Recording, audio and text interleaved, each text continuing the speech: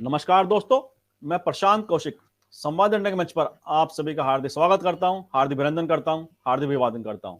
जैसा कि आप सभी जानते हैं कि संवाद इंडिया के मंच पर विभिन्न महत्वपूर्ण विषयों पर चर्चा हम आपके सामने लेकर आते रहते हैं और आज भी उसी परिप्रेक्ष्य में एक बहुत ही महत्वपूर्ण चर्चा हम आपके सामने लेकर उपस्थित हुए हैं। जैसा कि आप सभी जानते हैं कि राहुल गांधी की भारत जोड़ो यात्रा कन्याकुमारी से लेकर कश्मीर तक लगातार अग्रसर है, आगे बढ़ रही है और इस यात्रा के समापन कार्यक्रम जो 30 जनवरी को कश्मीर के अंदर आयोजित होगा, उसके लिए उन्होंने जो उनके समान विचारधारा है या ऐसा लगता है कि राजनीतिक रूप से ज्यादा नजदीक हैं, उन 21 दलों को उन्होंने वहां पर आमंत्रित किया है उस कार्यक्रम में आने के लिए। तो सवाल यही है कि क्या 21 दलों को जो आमंत्रित किया है, क्या वह विपक्षी एकता की जो पहल की जा रही है, कोशिशें की जा रही है, उसकी तरफ कांग्रेस ने अपनी तरफ से कदम बढ़ाया है, या इससे विपक्षी एकता की जो एकजुट होने की संभावना है वह उसमें क्या और बढ़ोतरी हुई है? इन सब प्रश्नों पर आज हमारे साथ चर्चा करने संवाद इंडिया के मंच पर बहुत ही वरिष्ठ पैनल हमारे साथ इस चर्चा में जुड़ा हुआ है। तो उनका मैं आपसे चर्चा की शुरुआत से पहले उनका परिचय आपसे करा देता हूं। हमारे साथ सुनील शुक्ला जी इलाहाबाद से जुड़े हुए हैं, जो कि बड़े वरिष्ठ पत्रकार हैं और राजनीतिक विश्लेषक के तौर पर उनकी बड़ी प्रतिष्ठा है। मैं संवाद इंडिया के मंच पर उनका बहुत बहुत स्वागत करता हूँ, बहुत बहुत अभिनंदन करता हूँ। इसके साथ हमारे साथ अधीर रोहल जी हिमाचल प्रदेश से जुड़े हुए हैं, वह भी बहुत ही वरिष्ठ पत्रकार हैं और अनेक वर्षों का पत्रकारिता का उनका अनुभव है। उनका भी मैं संवाद इंडिया के मंच पर बहुत बहुत स्वागत करता हूं, बहुत बहुत अभिनंदन करता हूं। इसके साथ हमारे साथ गिरीश जोशी जी गुजरात से जुड़े हुए हैं और अनेक वर्षों का पत्रकारिता का अनुभव उनके पास भी है और वो भी बहुत वरिष्ठ पत्रकार और स्तंभकार के रूप में जाने जाते हैं। उनका भी मैं संवाद इंडिया के मंच पर बहुत बहुत स्वागत करता हूँ, बहुत बहुत अभिनंदन करता हूँ। तो चर्चा की शुरुआत सबसे पहले मैं करता हूँ आज सुनील शुक्ला जी से। उनसे मैं जानना चाहूंगा कि जो 21 दलों को कांग्रेस पार्टी के द्वारा आमंत्रण दिया गया है 30 जनवरी को भारत जोड़ो यात्रा के समापन कार्यक्रम में शामिल होने के लिए, वह क्या संकेत करता है, उसके क्या राजनीतिक मायने आप देखते हैं और क्या विपक्षी एकता की जो एक बात की जा रही है, लोग दोबारा से विपक्षी दलों को एकत्रित करने की जो कोशिशें की जा रही है, क्या वह कांग्रेस की तरफ से बढ़ाया गया पहला कदम है? आप क्या समझते हैं इस बारे में? सुनील शुक्ला जी। धन्यवाद प्रशांत जी।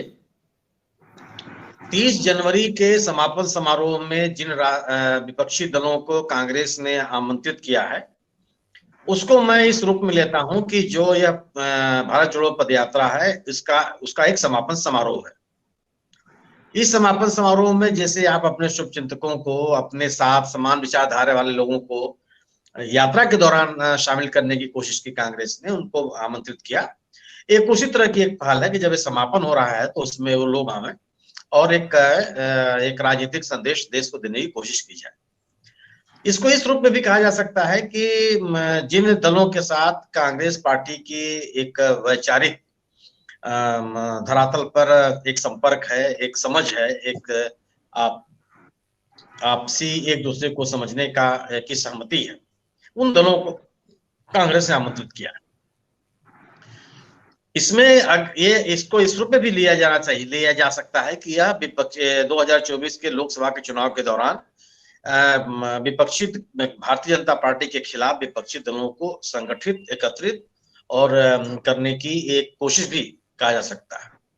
लेकिन यदि इस कार्यक्रम में शामिल होने के लिए विपक्षी दलों के वरिष्ठ नेता शामिल नहीं होते, उसमें शिरकत नहीं करते, तो मैं ये नहीं मानता कि इससे विपक्षी एकता खत्म हो जाएगी या भारतीय जनता पार्टी के खिलाफ जिस एकता या एक समूह के विपक्षी दलों को एकत्रित होकर के मिलजुल करके भारतीय जनता पार्टी का सामना करने की एक बात जो राजनीतिक दल और राजनीतिक पर्यवेक्षक सोचते हैं, वो पूरी तरह से खत्म हो जाएगा, ऐसा नहीं है।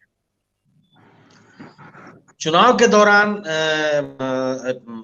सहमति होना, विचारधारा के आधार पे आगे बढ़ना, एक कोई कार्यक्रम तैयार करना, अपनी राजनीतिक रूपरेखा रणनीति तैयार करना एक अलग है, और एक राजनीतिक दल के किसी सभा में शामिल होना ये अलग है। हो सकता है कि चूंकि यह कांग्रेस का कार्यक्रम हो, इसलिए इस कार्यक्रम में जो अन्य विपक्षी दल है उनको शामिल होने के में कोई सुविधा हो सकती है। लेकिन जब आप चुनाव के लिए बात करते हैं तो फिर राजनीतिक हित अलग हो जाते हैं, उसमें आप फिर अलग तरीके से सोचते हैं कि कैसे चुनाव में हम अपने विपक्षी का मुकाबला करें। यह कोशिश जरूर है कांग्रेस ने जिन राजनीतिक दलों को नहीं बुलाया है, क्या आप विपक्षी एकता के लिए उनको एकदम से खारिज कर दें? मुझे लगता है कि अभी तत्काल चुनाव के एक साल, 1.5 साल, 1.25 साल पहले इस तरह का निष्कर्ष निकाल लेना भी नहीं ठीक है, क्योंकि जिस तरह से उसने बुलाया है उसी तरह से कई राजनीतिक दलों को नहीं बुलाया। जैसे आम आदमी पार्टी को नहीं बुलाया, AIM को नहीं बुलाया, वाईएसआर कांग्रेस को नहीं बुलाया, केसीआर को नहीं बुलाया, BJD को नहीं बुलाया। तो इनको ये विपक्षी दल नहीं है या भारतीय जनता पार्टी के साथ लड़ना नहीं चाहते हैं, ऐसा तो है नहीं। और करीब मुझे लगता है कि हाँ, पिछले साल 2 साल पहले की बात है, जब एक विपक्षी दलों की एक बैठक बुलाई थी सोनिया गांधी ने, उसमें कांग्रेस के अध्यक्ष भी थी वो, TMC को उन लोगों ने नहीं आमंत्रित किया था। आज इस आयोजन में उन्होंने TMC को आमंत्रित किया। तो मैं इस आयोजन को इस रूप में देखता हूं कि कांग्रेस अपने इस यात्रा का एक प्रभावी तरीके से, एक संदेश मूलक तरीके से समापन करना चाहती है, और उसमें यह चाहती है कि जो समान विचारधारा के लोग हैं या जिनसे यात्रा के दौरान भी एक तरह की सहमति मिलती रही है, समर्थन मिलता रहा है, उन तमाम लोगों को उसमें वो लोग शामिल हों और एक बड़े पैमाने पर भव्य तरीके से इसका समापन हो, कि जो एक राजनीतिक विमर्श इस यात्रा के दौरान देश में बना है इन तमाम मुद्दों को लेकर के, उसका एक प्रभावी संदेश जाए। और मेरा अपना ये मानना है कि जिस तरीके से बड़े पैमाने पर विपक्षी दल इस यात्रा में शामिल हुए हैं, याद कीजिए कि तमिलनाडु में जब यात्रा शुरू हुई थी तो DMK के नेता और उस तमिलनाडु के मुख्यमंत्री ने ही झंडा दे करके रवाना किया था इस यात्रा को, और तमिलनाडु में DMK के लोगों का समर्थन भी प्राप्त हुआ था। आगे अगर आप आइए तो महाराष्ट्र में NCP और उद्धव ठाकरे की शिवसेना के नेता उसमें शामिल हुए। उत्तर प्रदेश में भी RLD और समाजवादी पार्टी और या बहुजन समाज पार्टी के नेता, तो वरिष्ठ नेता तो नहीं शामिल हुए, लेकिन उनके कार्यकर्ताओं ने उसमें शिरकत की और तीनों दलों ने उसका समर्थन भी किया। तो मैं इसको इस रूप में देखना चाहिए कि एक यात्रा का यह समापन है। इस समापन का एक भव्य आयोजन कांग्रेस करना चाहती है और उसमें इन दलों को आमंत्रित किया है। निश्चित रूप से इन दलों के शामिल होने से देश में एक व्यापक और प्रभावी संदेश जाएगा भारतीय जनता पार्टी के खिलाफ, क्योंकि जिस मुहिम को राहुल गांधी ने शुरू किया, जिन मुद्दों को लेकर के शुरू किया, वह मुद्दे भारतीय जनता पार्टी के ही खिलाफ हैं। और एक प्रभावी संदेश देने के लिए मुझे लगता है कि ये राजनीतिक दल आएंगे भी, लेकिन अगर उनके बड़े नेता नहीं आते तो यह जल्दीबाजी होगी कि उनके अनुपस्थिति के आधार पर यह मान लिया जाए कि विपक्षी एकता BJP के खिलाफ संभव नहीं है। जी जरूर ठीक आपने कि जिन दलों को बुलाया है उससे एक संदेश तो है, और ऐसा नहीं है कि जैसा आपने TMC का एग्जाम्पल दिया है कि पिछली बार जब मीटिंग हुई थी उसमें नहीं बुलाया था, इस बार आयोजन बुलाया है, तो राजनीतिक संदेश अलग अलग है। और इसी प्रश्न को मैं अधीर रोहल जी के पास आता हूँ, क्योंकि हिमाचल के राजनीतिकों में बखूबी समझते हैं और हिमाचल में जो चुनाव परिणाम आए हैं उसके बाद से वो भारत जोड़ो यात्रा की जो सफलता एक बताई जा रही है, बड़ी सफलता मिली है, उसके बाद के परिदृश्य में कांग्रेस को कहाँ देखते हैं। और जो 30 जनवरी को समापन हो रहा है, जैसे जो सुनील जी से मेरा प्रश्न था कि जो 21 दलों को बुलाया गया है और जिन दलों को नहीं बुलाया, उसके क्या राजनीतिक मायने आप देखते हैं, अधीर रोहल जी? जी प्रशांत जी, जिस तरह ये 7 सितंबर को ये यात्रा जब शुरू हुई तो उसके बाद दक्षिण के राज्यों में जिस तरह का रिस्पांस मिला और यात्रा आगे बढ़ती गई, और जब महाराष्ट्र से ये आगे निकली और उत्तर भारत की तरफ दाखिल हुई, तो हम सभी या जो राजनीतिक विश्लेषक है हम सभी की ये नजरें लगी हुई थी कि इस यात्रा को किस तरह का प्रतिसाद मिलेगा, क्योंकि वही एक जमीन ऐसी है जो ये यात्रा चल रही है भारत जोड़ो, और जिसका जो साफ है कि भारतीय जनता पार्टी के नीतियों के खिलाफ सारी बातें हुई सामने आ रही हैं और जो राहुल गांधी बातें कर रहे हैं। तो ये लग रहा था कि उत्तर भारत में इस यात्रा को किस तरह का प्रतिसाद मिलता है या किस तरह का मैसेज कन्वे ये यात्रा करती है। लेकिन जिस तरह से उत्तर भारत में राहुल गांधी की यात्रा को भरपूर समर्थन मिला है, हम सब ने देखा है। दक्षिण के राज्यों की तरह ही और उससे भी कहीं ज्यादा समर्थन उत्तर भारत के राज्यों में मिला, और अब ये यात्रा अपने आखिरी पड़ाव पर आगे बढ़ चुकी है। पंजाब में इस समय ये यात्रा है और 19 तारीख को ये हिमाचल के और पंजाब के बॉर्डर एरिया इंदौरा पहुंचेगी, और उसके बाद फिर ये पठानकोट होते हुए जम्मू और फिर कश्मीर में दाखिल हो जाएगी और फिर श्रीनगर पहुंचेगी।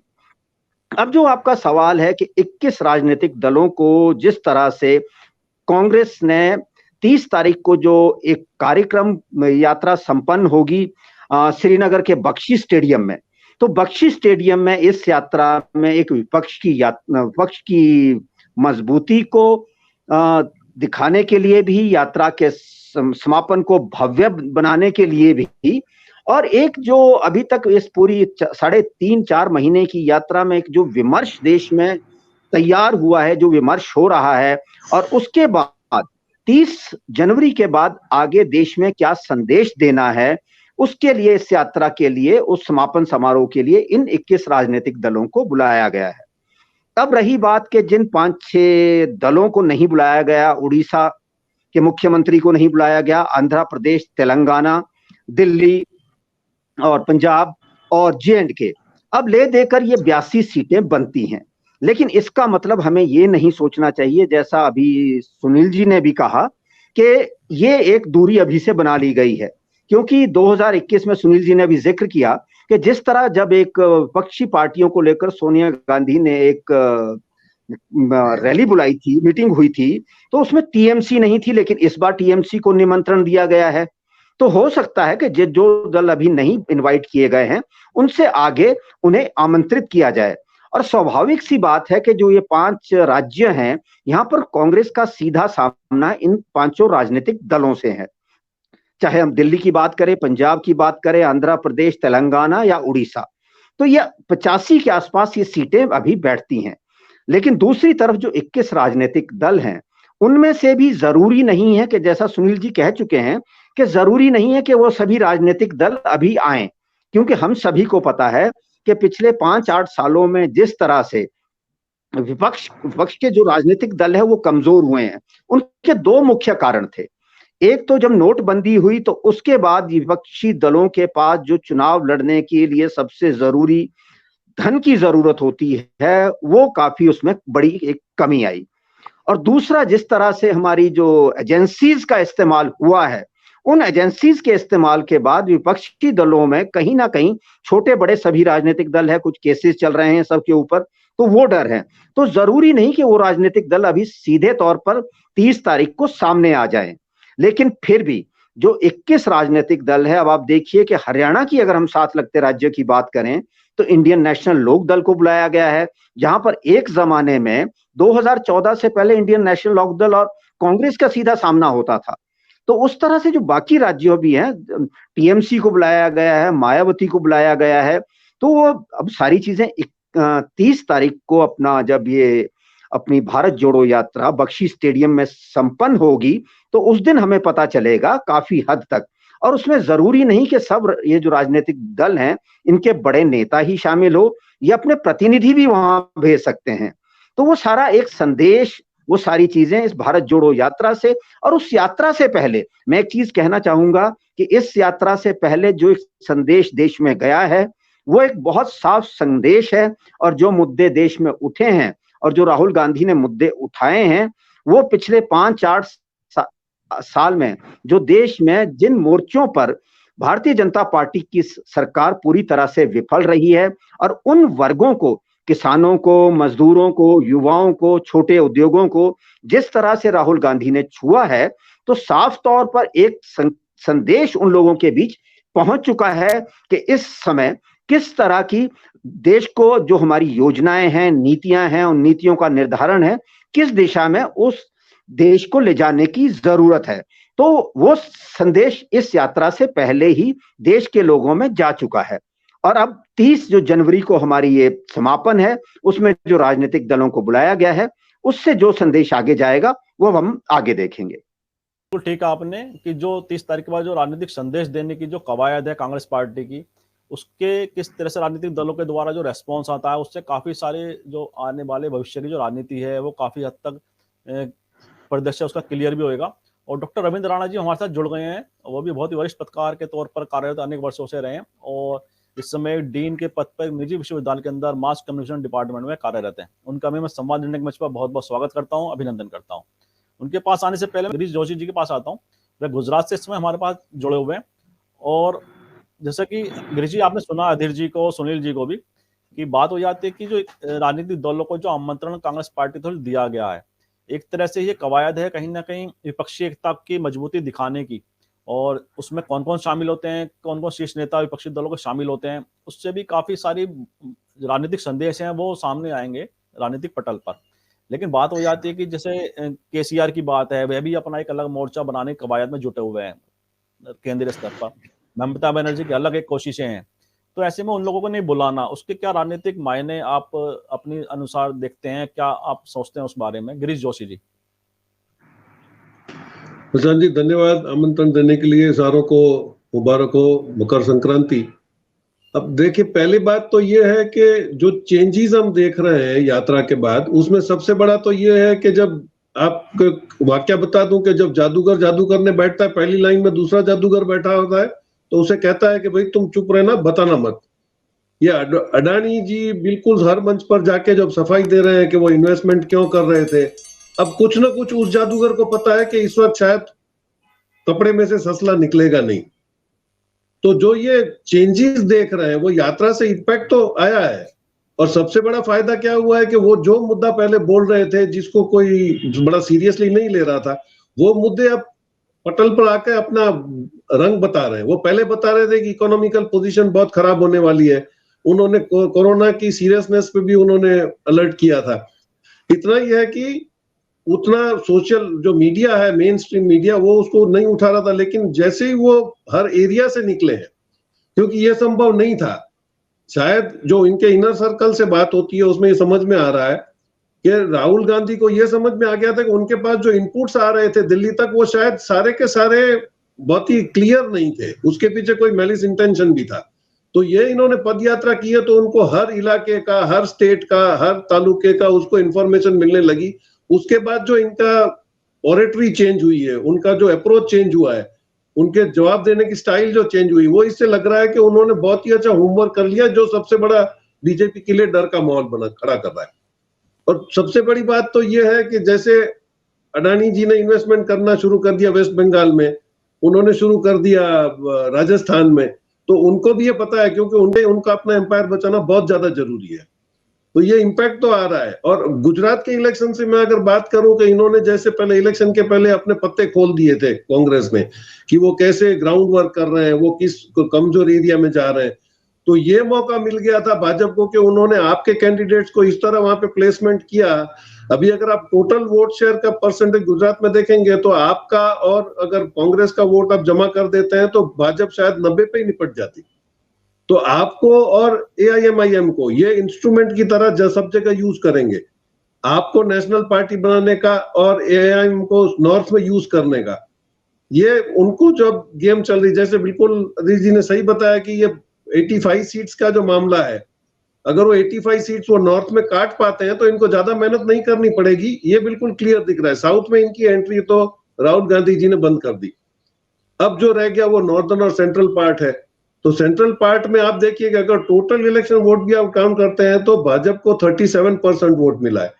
अब बाकी का अगर 63 को आप डिवाइड कर देते हैं तो 25, 21 वोट्स, अगर दो पार्टियां भी इनके साथ आती हैं मेजर, तो इनको शायद कॉम्बैट करने में इजी रहेगा।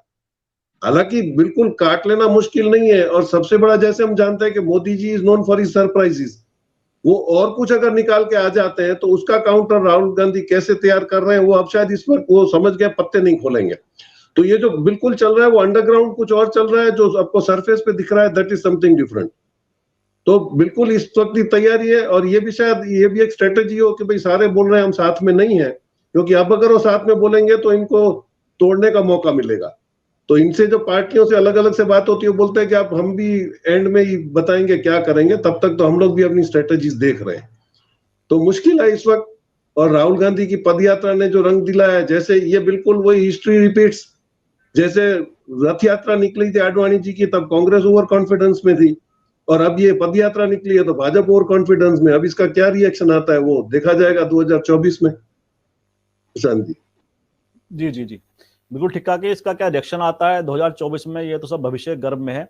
लेकिन इन सब अनुमानों पर, क्योंकि सबका अपना अपना आकलन रहता है, और मैं इसी परिप्रेक्ष्य में आता हूँ डॉक्टर रविंद्र राणा जी के पास। वो पत्रकारिता क्षेत्र में रहने के साथ कारण उन्होंने अनेक वर्षों का उनका अनुभव है कि राजनीति की जो दिशा और दशा को परखने का, और खासतौर से पश्चिमी उत्तर प्रदेश की राजनीति को बहुत ही भली भांति जानते हैं। और जिस तरह से भारत जोड़ो यात्रा के अंदर राष्ट्रीय लोकदल के कार्यकर्ताओं का बड़ा समर्थन भारत जोड़ो यात्रा को मिला है, जब इस क्षेत्र से गुजरी है, गाजियाबाद से, बागपत से, बड़ौद से, शामली से। और साथ ही जो एक मैसेज है भारत जोड़ो यात्रा का राजनीतिक रूप से विपक्षी दलों को जोड़ने का, वह आप क्या समझते हैं इस बारे में, और जो किस दलों को आमंत्रण दिया गया है, ये पूरा आपके किस तरह परिदृश्य को क्या समझते हैं आप, डॉक्टर रविंद्र राणा जी? धन्यवाद प्रशांत जी, आपने इतने बुद्धिजीवी लोगों के साथ मुझे इस पैनल में शामिल किया, यहाँ बात करने का मौका दिया। आपका बहुत आभार, और सभी को मकर संक्रांति की शुभकामनाएं। मुझे लगता है प्रशांत जी कि कांग्रेस ये कोशिश कर रही है कि वो ये मैसेज दे कि बीजेपी के साथ विपक्ष के सारे दल जो है वो एकजुट होकर लड़ेंगे। और इस कोशिश में ही हमने देखा कि जब पश्चिमी उत्तर प्रदेश से उनकी यात्रा निकल रही थी, तो तब भी उन्होंने यहाँ के क्षेत्रीय दलों को इनविटेशन दिया था उसमें शामिल होने का। और हमने देखा कि उनके सपोर्ट में आरएलडी तो खुलकर आया, लेकिन समाजवादी पार्टी और बहुजन समाजवादी पार्टी जो है, बहुजन समाज पार्टी, उसके नेताओं ने अपने ट्वीट बदले। पहले अखिलेश जी ने ट्वीट किया था कि सब भाजपा और कांग्रेस एक ही हैं। बाद में उन्होंने बदला, कहा कि हमारी यात्रा के प्रति सहानुभूति है। उनके पहले मायावती जी ने भी जो है जो ट्वीट किया वो फेवर में था, उस यात्रा के सपोर्ट कर रहा था, सहानुभूति पूर्वक ट्वीट किया उन्होंने। तो इससे ये बदलाव जरूर आया कि उन्हें लगा कि यात्रा के साथ मासेज की जनता की सिंपैथी है, तो हमें भी इसके फेवर में खड़ा होना चाहिए और बीजेपी को घेरने के लिए एक मैसेज जरूर देना चाहिए कि विपक्ष एकजुट है। लेकिन अभी कई बड़े सवाल हैं प्रशांत जी। मुझे लगता नहीं कि जिन 21 दलों को इनविटेशन उन्होंने दिया है कांग्रेस ने, वो सब उसमें शामिल होंगे फिजिकली वहाँ, चूंकि अभी चुनाव दूर है और बहुत सारे प्रेशर तमाम राजनीतिक दलों के ऊपर हैं, विपक्ष के। डर भी है, चूंकि हम देख रहे हैं कि जैसे बहुजन समाज पार्टी जो है वो उस तरह से जमीन पर लड़ती हुई दिखाई नहीं देती कहीं भी बीजेपी के खिलाफ, और उनका कल्चर भी नहीं है कि वो जब सत्ता से बाहर होते हैं तो वो आमतौर पर जनता के मुद्दों को लेकर के बहुत लड़ते भी नहीं है। ऐसा उनका अतीत भी नहीं है कि वो लड़ते रहे हो इसके लिए। वो आखिरी वक्त में इलेक्शन में आती है वो पार्टी, और वो कोशिश करते हैं कि एक सोशल इंजीनियरिंग, कास्ट इंजीनियरिंग बनाएं और उसके बेसिस पर सत्ता हासिल करें। तो मुझे नहीं लगता कि उनका कोई पार्टिसिपेशन होगा। समाजवादी पार्टी का भी एक्टिव पार्टिसिपेशन मुझे नहीं लग रहा कि अभी होगा। तो बहुत सारे दल ऐसे होंगे, क्षेत्रीय दल, जो अभी ये साहस नहीं बटोर पाएंगे कि वो खुल करके उस फ्रंट पर उनके साथ जाकर के खड़े होंगे। लेकिन कांग्रेस इस कोशिश में जुटी जरूर है, और राहुल जी की यात्रा के बाद एक मैसेज जरूर गया है। उनकी जो इमेज है वो बदली है, एक मजबूत नेता के तौर पर वो उभर रहे हैं। उनकी जो छवि थी वो निश्चित तौर पर जनता के बीच में बदल रही है, और इसका लाभ आने वाले समय में होगा जरूर कांग्रेस को और विपक्ष को। ये अलग बात है कि उसमें कितना समय लगता है। मुझे लगता है कि 2024 में कोई बहुत सीधा लाभ होगा उनको, ये थोड़ा जल्दबाजी मुझे अभी लगती है। चूंकि ग्रास रूट लेवल पर इलेक्शन फाइट करने के लिए पार्टी ऑर्गेनाइजेशन को मजबूत करना होता है। जिस तरह से वो नेशनल लेवल पर लड़ रहे हैं, यात्राएं कर रहे हैं, इश्यूज रेज कर रहे हैं, तो ग्रास रूट लेवल पर, डिस्ट्रिक्ट लेवल पर, तहसीलों के स्तर पर कोई भी विपक्षी दल उस तरह से लड़ता हुआ दिखाई नहीं दे रहा है। तो जब तक बूथ पर अल्टीमेट वोट जो पड़ता है वो बूथ पर वोटर्स को मोबिलाइज करने से पड़ता है, एक सतही हवा बनाने से कभी नहीं पड़ता है। तो मुझे लगता है कि जमीन पर, गांव तक, बूथ तक और तहसील और जिले तक एक मजबूत संगठन जब तक विपक्ष खड़ा नहीं करेगा, और जब तक इस स्थिति में नहीं आएगा कि वो वोटर्स के साथ डायरेक्ट कनेक्ट करे, वोटर्स को मोबिलाइज कर सके, तो तब तक मुझे लगता है कि रिजल्ट्स में बहुत बदलाव नहीं आ पाएगा। इस लेवल पर विपक्ष अभी बीजेपी के मुकाबले बहुत पीछे है, मेरा ऐसा मानना है प्रशांत जी। बहस जरूर खड़ी हुई है, मजबूत नेता की इमेज भी उनकी बन रही है, धीरे धीरे विपक्ष मोबिलाइज भी हो रहा है, इश्यूज भी रेज कर रहे हैं, लेकिन वो इश्यूज जमीन पर खड़े नहीं हो रहे हैं। गांव में, तहसील में, जिले पे, पार्टी संगठन वर्कर्स का जो एक ऑर्गेनाइजेशन होता है, जो वोटर्स को मोबिलाइज करता है, डोर टू डोर कनेक्ट करता है, उसका अभाव अभी दिखाई देता है। जी जी, ये बड़ी चुनौती तो है ही संगठन के तौर पर कि संगठन को चुनाव तक कैसे सक्रिय क्रियाशील रखा जाए विपक्षी दलों के सामने। और जिस तरह से बीजेपी का संगठन हर समय क्रियाशील रहता है, तो ये तो स्पष्ट रूप से सभी के सामने है।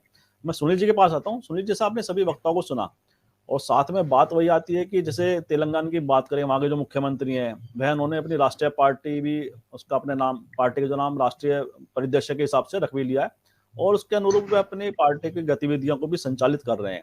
उसी प्रकार ममता बनर्जी की जो गतिविधियां वह भी अंकित करती हैं कि वह भी राष्ट्रीय परिदृश्य में अपनी भूमिका कहीं ना कहीं तलाश रही है। और आम आदमी पार्टी भी एकला चलो की नीति पर हमें कहीं कहीं चलती दिखाई देती है। ऐसे में जो 3 राज्यों के मुख्यमंत्री हैं और जैसे कि अधीर जी ने कहा कि 85 लगभग सीट वहां पर लोकसभा की जो जिन्हें को नहीं बुलाया गया उन राज्यों से आती हैं। ऐसे में ये राजनीतिक जो संकेत हैं, कांग्रेस पार्टी का क्या इशारा है इस तरफ कि उन विपक्षी दलों से वह दूरी बनाकर रखना चाहती हैं? क्या आप इसके मायने देखते हैं, सुनील शुक्ला जी? अगर कोई राजनीतिक दल इस कांग्रेस पार्टी के कार्यक्रमों के प्रति न तो समर्थन कर रहा है, विरोध तो किसी ने नहीं किया,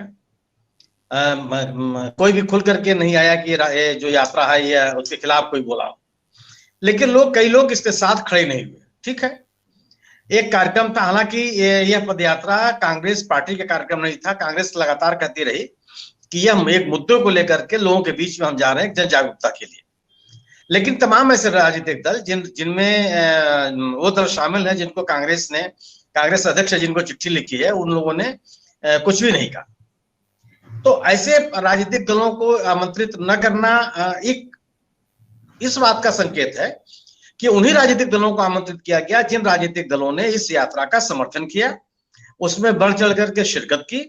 अगर उनके नेता नहीं शामिल हुए तो उनके कार्यकर्ता आए और उन्होंने पक्ष में बयानबाजी भी की इस यात्रा के बारे में। इस लिहाज से उन्होंने वैसे दलों को आमंत्रित भी किया। आज जो देश की राजनीति है उसमें 2 स्थितियां हैं, या तो आप कांग्रेस के साथ हैं या भारतीय जनता पार्टी के साथ हैं, कोई बीच में नहीं है। किसी राजनीतिक दल, और इस परिप्रेक्ष्य में किसी भी राजनीतिक दल को, अकेले राजनीतिक दल को इस बात का ऐलान नहीं होना चाहिए कि वह अकेले अपने बूते पर भारतीय जनता पार्टी को हरा लेगा। भारतीय जनता पार्टी के पास जिस तरह का संगठन है, जिस तरह का नेतृत्व है, जिस तरह के संसाधन है, उसका मुकाबला करना मुझे लगता है किसी एक राजनीतिक दल के लिए संभव नहीं है। इवन अपने इलाके में भी संभव नहीं है जिसमें वो प्रभावशाली भी है। और लोकसभा चुनाव के दौरान जो मतदाताओं का रुझान होता है वह हमेशा राष्ट्रीय दलों के प्रति होता है या ऐसे दलों के प्रति होता है जो सरकार बनाने की स्थिति में हो या ऐसे किसी गठबंधन में शामिल हो जो सरकार बना सके। मतदाता यूं ही किसी को नहीं देता हो। तो आज इस यात्रा के माध्यम से कांग्रेस के नेता ने विपक्ष को विश्वसनीय बनाया है, लोगों के सामने यह स्थापित करने की कोशिश की है कि विपक्ष भारतीय जनता पार्टी के साथ लड़ने की स्थिति में है। विपक्ष उन मुद्दों को लेकर के लोगों के बीच में जाने के लिए तैयार है जिन मुद्दों को लेकर के वह भारतीय जनता पार्टी पे हमलावर रहा है, और एक नेतृत्व को लेकर के भी लोगों के बीच में एक विश्वसनीयता कायम की है। और जिस तरीके का जन समर्थन इस यात्रा को मिली है उससे वो सभी राजनीतिक दल जो गैर भाजपा की राजनीति करते हैं, मुझे नहीं लगता कि कांग्रेस से अलग हो पाएंगे। कांग्रेस से अलग होकर के अगर आप कोई राजनीतिक दल भारतीय जनता पार्टी के खिलाफ किसी गठबंधन की बात करता है तो मेरा यह मानना है कि वो भारतीय जनता पार्टी की मदद कर रहा है, क्योंकि भारतीय जनता पार्टी के खिलाफ आम लोगों के बीच में, सामान्य लोगों के बीच में कांग्रेस ही उभर करके आती है। राष्ट्रीय पैमाने पर, क्षेत्रीय स्तर पर तो विभिन्न दल हैं जहां पे कांग्रेस की कोई हैसियत नहीं है, कई ऐसे राज्य हैं, लेकिन तमाम ऐसे राज्य हैं जहां कांग्रेस की एक अपनी पहचान है, अपनी एक राजनीतिक ताकत है, जहां उनके कार्यकर्ता है। और इस देश का कोई भी ऐसा राज्य नहीं है जहां पे कांग्रेस की मौजूदगी न हो। निश्चित रूप से प्रभावी मौजूदगी नहीं होगी और बहुत मजबूत संगठन नहीं होगा, लेकिन मौजूद है पार्टी, तो आप कांग्रेस की अवहेलना नहीं कर सकते। और अगर राष्ट्रीय स्तर पर केंद्र की सरकार बनाने के लिए गैर भाजपा कोई पहल होती है तो मुझे नहीं लगता कि कांग्रेस को अलग करके उसकी जन स्वीकृति बनाई जा सकती है। लोग ऐसे किसी संगठन को राष्ट्रीय पैमाने पर, ऐसे किसी गठबंधन को राष्ट्रीय पैमाने पर स्वीकार कर लेंगे। और अगर कोई राजनीतिक दल यह मान के चलता है कि वह किसी कांग्रेस से जुड़े हुए किसी गठबंधन में शामिल होकर के अपने जनाधार को गंवा सकता है, तो यह भी संभव है कि अगर भाजपा के खिलाफ कोई एक माहौल है और भाजपा विरोधी मतदाता अगर उसके मतदाताओं के समूह में शामिल है, तो अगर आप भाजपा विरोधी किसी गठबंधन में शामिल नहीं होते तब भी मतदाता आपको छोड़ के चला जाएगा, वो वहां जाएगा जो भारतीय जनता पार्टी का विरोध कर रहे हैं। और अभी हाल में आप देखिए ना, आप दिल्ली के एमसीडी को चुनाव को आप देखिए, दिल्ली के एमसीडी में विभिन्न वर्गों के, लगभग सभी वर्गों के लोग जो भारतीय जनता पार्टी से असंतुष्ट हैं या उनको मतदान नहीं करना चाहते, वो आम आदमी पार्टी को वोट दे रहे थे, उन्होंने कांग्रेस को वोट नहीं दिया। और यह एक तरह से एक परसेप्शन बन गया कि भारतीय जनता पार्टी के खिलाफ कांग्रेस की कोई ताकत दिल्ली में नहीं है, कोई संगठन नहीं है, कोई नेता नहीं है, कुछ भी नहीं है। लेकिन जब एमसीडी के चुनाव आए और कई वर्गों के लोग आम आदमी पार्टी से नाराज हो गए, आम आदमी पार्टी की राजनीति को देख करके उन्होंने कांग्रेस को दिया, उस कांग्रेस को दिया जिसके बारे में कहा जाता है कि कांग्रेस का यही नहीं है वहां। तो अगर जो व्यक्ति अगर भारतीय जनता पार्टी से नाराज है, भारतीय जनता पार्टी के खिलाफ वोट देने वाला व्यक्ति है, उनका बीजेपी का विरोधी मतदाता है, तो उस खेमे के साथ जाएगा, उस गठबंधन के साथ जाएगा जो मजबूती के साथ भारतीय जनता पार्टी से लड़ती हुई दिखेगी। और अभी तक की जो स्थिति है उसमें कांग्रेस के अलावा कोई ऐसा राष्ट्रीय दल नहीं है जो भारतीय जनता पार्टी के साथ एकदम आमने सामने खड़े होकर के मुद्दों पर उसे लड़ने की स्थिति में दिखाई पड़ा हो। राहुल गांधी ने जिन मुद्दों को लेकर शुरू किया, राहुल गांधी ने अपने आप को स्थापित करने की कोशिश नहीं की, राहुल गांधी ने मुद्दों को उभारने की कोशिश की। और यह तथ्य है कि भारतीय जनता पार्टी के साथ अगर व्यक्तित्व की लड़ाई लड़ने लगेंगे आप, तो विपक्ष नरेंद्र मोदी के सामने भी खड़ा होने की स्थिति में नहीं है। मोदी जी का जो समर्थक है वो उनके साथ है, मजबूती के साथ उनके साथ है। और भारतीय जनता पार्टी का यह नेतृत्व बड़ा विराट नेतृत्व अपने आप को डेवलप कर चुका है उनके अपने समर्थकों के बीच में निश्चित रूप से। लेकिन जब आप मुद्दों को लेकर के लोगों के बीच में जाते हैं तो कोई बड़ा से बड़ा व्यक्तित्व है वो खंडित हो जाता है, लोग उसके खिलाफ हमलावर होते हैं और बात सोचने के लिए मजबूर होते हैं। राहुल गांधी ने अपनी इस यात्रा के माध्यम से उन मुद्दों की बात की, चाहे देश की आर्थिक व्यवस्था की बात की हो, चाहे किसानों की बात की हो, चाहे युवाओं की रोजगारी की बात की हो, चाहे रुपए का अवमूल्यन की बात की हो, चाहे आधारभूत ढांचों का गिरावट की बात की हो, चाहे निजीकरण का पे हमला किया हो, रोजगार के अवसर कम हो रहे हैं उसकी बात की हो, महंगाई की बात, पर मुद्दों की बात की कि इन मुद्दों को लेकर के हम चल रहे हैं। देश के संघीय ढांचे को बचाना है, संविधान को बचाना है, और जो तनाव समाज में फैल रहा है उस तनाव को रोकना है, एक दूसरे के खिलाफ जो हेट्रेड फैल रहा है उसको रोकना है। और यह मुद्दे मुझे लगता है कि लोगों को अपील करेंगे जो भारतीय जनता पार्टी से संतुष्ट है, जो भारतीय जनता पार्टी के नीतियों और कार्यक्रमों को लेकर के उनके मन में किसी तरह की नाराजगी है, वह मुद्दों को लेकर। जी, मेरा प्रश्न इसमें एक और है, साथ में इसे जोड़ता हूं मैं, कि जैसे कि आपने बात कही, विपक्षी दलों की जो बात कही आपने, मुद्दों की बात कही, अगर हम देखें कर्नाटक में केसीआर ने घोषणा कर दी कि उस सीटों पर वे चुनाव लड़ने जा रहे हैं, केसीआर अपने लोगों को चुनाव लड़वाने जा रहे हैं, और ओवैसी भी कर्नाटक में उनकी पार्टी ने भी कह दिया कि चुनाव लड़ेंगे, और ममता बनर्जी भी कांग्रेस को पश्चिम बंगाल में जगह देने को तैयार दिखाई नहीं देती है। तो क्या विपक्षी दल जो जिन राज्यों में कुछ, जैसे पश्चिम बंगाल है, तेलंगाना है, आंध्र प्रदेश है, उड़ीसा है, क्या वो वहां पे बीजेपी की कांग्रेस को हराने में ज्यादा यकीन रखते हैं? क्या आप देखते हैं इस दृष्टिकोण को? देखिए, विधानसभाओं के जो चुनाव हैं उनका जो तौर तरीका है वह लोकसभा के चुनाव से डिफरेंट है। कोई भी रीजनल क्षेत्र जो राजनीतिक दल है वह विधान जो अपने राज्य में प्रभावशाली है वो किसी भी राजनीतिक दल को जगह देने की कोशिश नहीं करेगा, और मतदाता भी नहीं चाहेगा। लेकिन राष्ट्रीय स्तर पर अगर चुनाव होने के बाद है, जब लोकसभा का चुनाव, आप देखिए ना, एक ही दिन मतदान होता है, और वही मतदाता विधानसभा के लिए किसी और पार्टी को वोट देता है, लोकसभा के लिए किसी और पार्टी को वोट देता है। लोकसभा, विधानसभा, पंचायती संस्थाएं, स्थानीय निकाय के चुनाव, इन सबके चुनाव के वोटिंग का पैटर्न एकदम अलग है। आप ये नहीं कह सकते हैं कि जो मतदाता विधानसभा के लिए जिस पार्टी को वोट दे रहा है लोकसभा के लिए उसी पार्टी को वोट देगा। दिल्ली आपके बगल का राज्य है, दहाई के अंक में नहीं पहुंच पाई भारतीय जनता पार्टी विधानसभा के चुनाव में, और लोकसभा की 7 सीट जीत के लेके चली गई, 1 सीट नहीं जीत पाई आम आदमी पार्टी। तो कर्नाटक के विधानसभा में के चुनाव में जो होगा उसको आप ये नहीं कर सकते हैं कि आप पश्चिम बंगाल के विधानसभा के चुनाव में जो रवैया रहा है राजनीतिक दलों का वही लोकसभा के चुनाव में होगा, तो मतदाता उसी को पसंद करेगा। 2019 के चुनाव में 18 सीटें जीती थी भारतीय जनता पार्टी पश्चिम बंगाल में। कहां थी पश्चिम बंगाल में वो भारतीय जनता पार्टी? कौन सा संगठन था उनके पास? लेकिन लोगों ने वोट दिया और टीएमसी के खिलाफ वोट दिया। तो आप लोकसभा के चुनाव का मुझे लगता है कि एक राजनीतिक परिवेश, राजनीतिक माहौल अलग होता है, विधानसभा के चुनाव का एक राजनीतिक परिवेश अलग होता है। और मेरा अपना भी मानना है कि आप जैसे AIM की आपने बात की, MIM ने बिहार के चुनाव में जो अपना रोल अदा किया, जिस तरीके का जन समर्थन मिला, क्या उस पार्टी को बंगाल के चुनाव में समर्थन मिला? नहीं मिला। क्या AIM को जो जन समर्थन बिहार के विधानसभा चुनाव में मिला, वह जन समर्थन उसको गुजरात के चुनाव में मिला? नहीं मिला।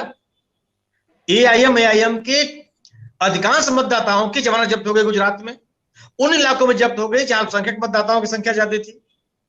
तो आप मतलब आप अब ये लोग समझने लगे हैं कि आप भले आप किसी वर्ग विशेष के वो का नेता बनकर के आप आए, लेकिन कोई मतदाता अपना वोट खराब करने के लिए तैयार नहीं है।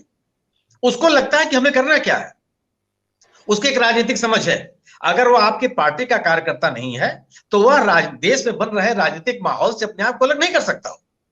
अब देश में बन रहे राजनीतिक माहौल के साथ ही चलता है। अगर प्रतिबद्ध मतदाता है या भारतीय जनता पार्टी के समर्थक मतदाता है, भारतीय जनता पार्टी के साथ रहेगा। लेकिन अगर वो भारतीय जनता पार्टी से संतुष्ट नहीं है, उसके खिलाफ खड़ा होना चाहता है, उनके शासन से, उनकी नीतियों से वो संतुष्ट है, तो कहां जाएगा? निश्चित रूप से उस दल या उस गठबंधन के साथ जाएगा जो भारतीय जनता पार्टी को एक मजबूती के साथ चुनाव में मैदान में चुनौती देने की स्थिति में होगी। और यह जनता का जो दबाव है वह विभिन्न दलों को एक साथ लाने के लिए मजबूर करेगा। और यह जनता का जो जिस तरीका का जन समर्थन अभी इस पदयात्रा के दौरान पदयात्रा को मिली है और पदयात्रा के दौरान उठाए गए मुद्दों को मिला है, राहुल गांधी जिस तरीके से विपक्ष को लोगों के बीच में स्वीकार बनाने की कोशिश की है, मुझे लगता है कि इसने भारतीय जनता पार्टी के खिलाफ एक मजबूत विपक्षी गठबंधन बनाने की आधारशिला तैयार की है और उन मतदाताओं को, उन सामान्य लोगों को एक मंच देने की कोशिश की है जो भारतीय जनता पार्टी के खिलाफ मतदान करना चाहते हैं। और जनता मजबूर कर देगी, आप किसी को गलतफहमी नहीं होनी चाहिए।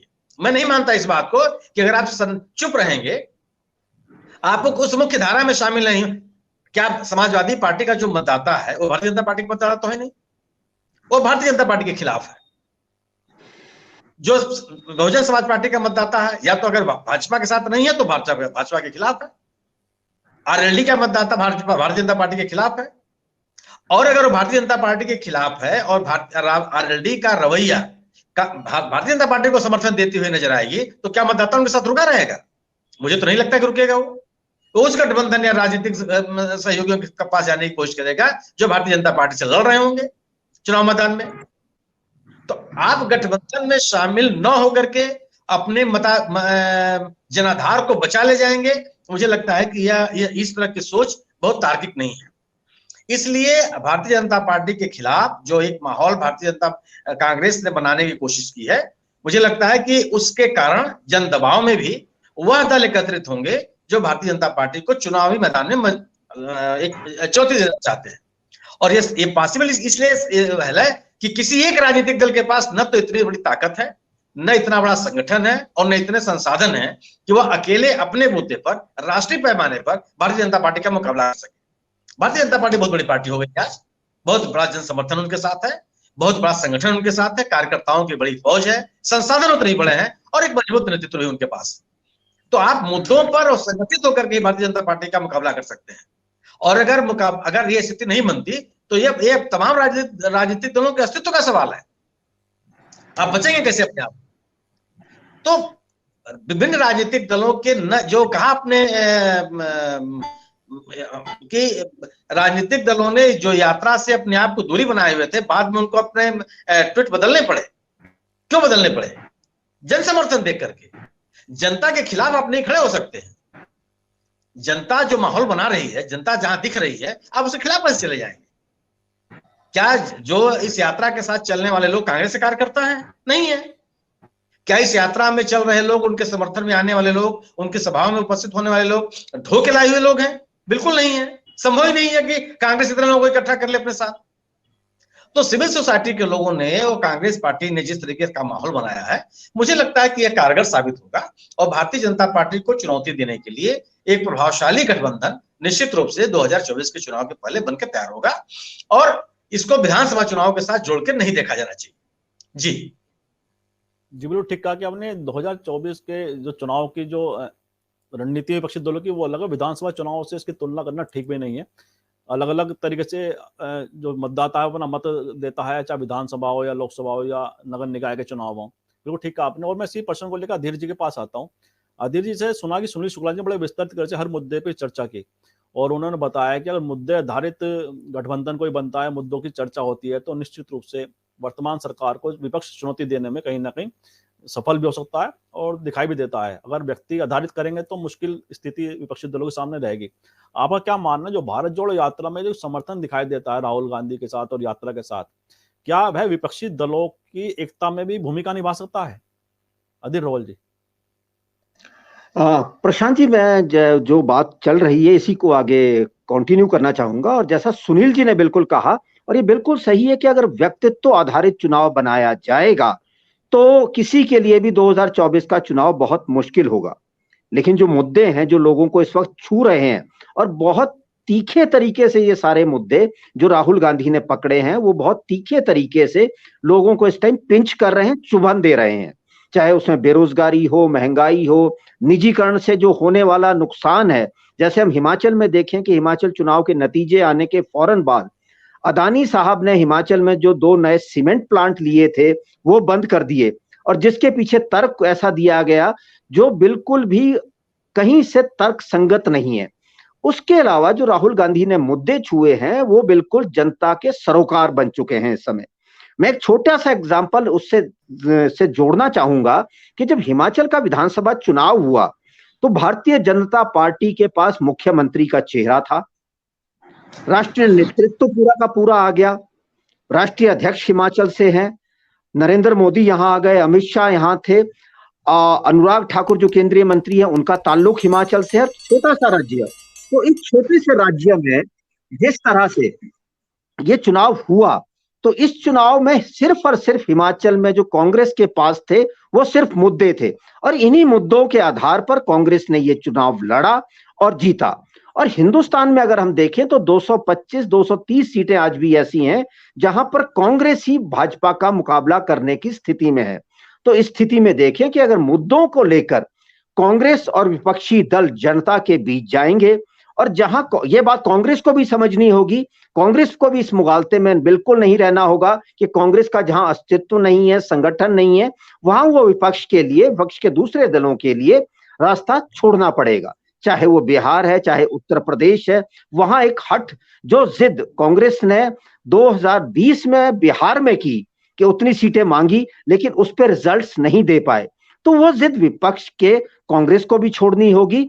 और साथ में जो विपक्ष में जो दूसरे दल साथ आएंगे भाजपा के खिलाफ, उनको अपनी जमीनी हकीकत रख के, और जो बात अभी चल रही है कि ये चुनाव मुद्दों पे ही होना चाहिए, और मुद्दे इस समय राहुल गांधी ने जनता के बीच पहुंचा दिए हैं, उन्हीं मुद्दों पे ये चुनाव अगर होगा। और ये भारत जोड़ो यात्रा की सबसे अच्छी बात यही रही कि आम जनता के मुद्दे राहुल गांधी ने छुए, और उसका संबंध किसी एक राजनीतिक दल से नहीं था, उसका इस देश के हर जनमानस से जुड़े वो मुद्दे थे जो आज सामने आए हैं।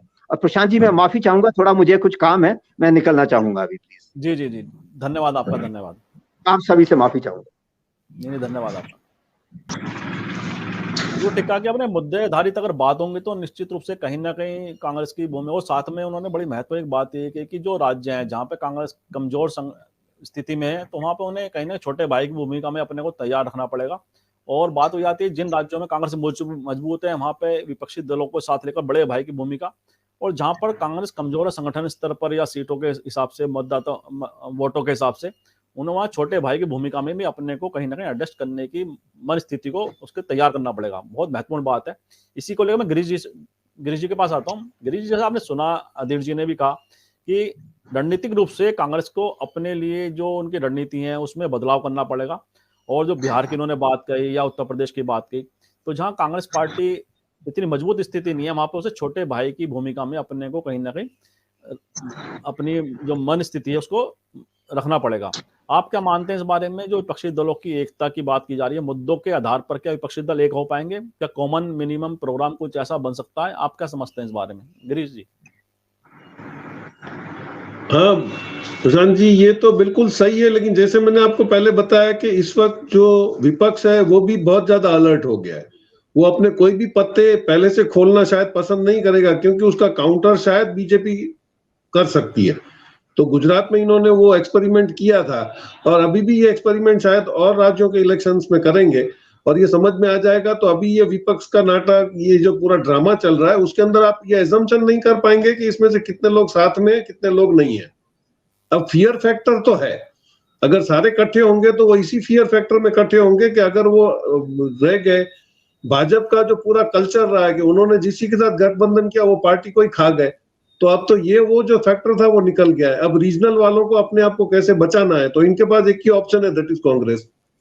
तो ये दोनों तरफ से चलेंगे कि साथ भी देंगे, और शायद ये खुलकर सामने भी नहीं है, क्योंकि अभी इलेक्शन में बहुत ज्यादा टाइम है। और ये जैसे ही वो अगर साथ ओपनली करके डिक्लेयर करेंगे तो शायद उनको परेशानी हो जाए। तो इस वक्त जो पूरा गेम है वो बड़ा ही सस्पेंस वाला गेम है, वो चलेगा। जैसे इन्होंने सही कह दिया कि उनको जहां जहां पर बिल्कुल ऑनेस्टली एक्सेप्ट करना पड़ेगा कि जहां पे रीजनल पार्टी का कैंडिडेट मजबूत है, वहां पे वो अपने आप को इनविजिबली सपोर्ट कर सकते हैं। और शायद इसी स्ट्रेटेजी पे ये लोग वर्क कर रहे हैं कि किस जगह पे 100% विनिंग का जो मार्जिन है वहीं पे उनको अपॉर्चुनिटी दी जाए। और ये शायद अभी डिक्लेयर नहीं हो पाएगा, लेकिन अंडरग्राउंड शायद इनकी कोई एग्रीमेंट ऐसी चल रही होगी। जी जी बिल्कुल ठीक, आपने कहीं ना कहीं अंडरस्टैंडिंग बनाने की दिशा में सभी राजनीतिक दल इस समय कार्यरत हैं।